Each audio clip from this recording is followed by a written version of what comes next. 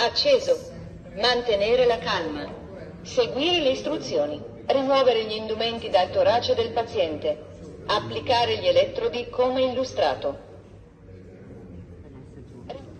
Sì, è un'importante, giornata per la nostra Legione, ma soprattutto per la Regione, con cui collaboriamo in piena sinergia e sintonia da lungo tempo. È un'opportunità in più per questi casi di emergenza, soprattutto perché saranno degli apparati messi al di fuori o nelle immediate prossimità delle caserme dei Carabinieri, che sono note a tutti quanti, e soprattutto fruibili H24, quindi saranno per gli operatori delle centrali del SORES, saranno quelli verdi, quindi quelli sempre fruibili.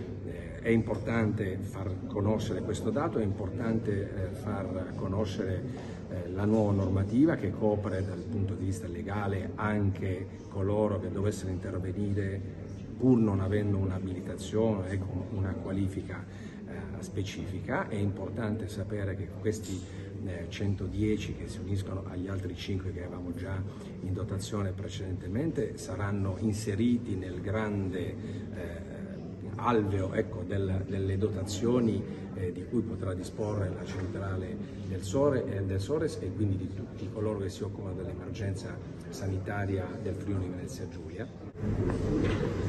Sì, un numero importante al quale si aggiungono l'oltre centinaio di strumenti che grazie a questa collaborazione saranno offerti alla popolazione. Io sono molto grato al generale Azzeni di questa opportunità, perché questo ci consente di fare due cose importanti. La prima è di aumentare la capillarità della distribuzione di questi strumenti, come veniva ricordato a cuore verde, quindi vuol dire che sono disponibili 24 su 24.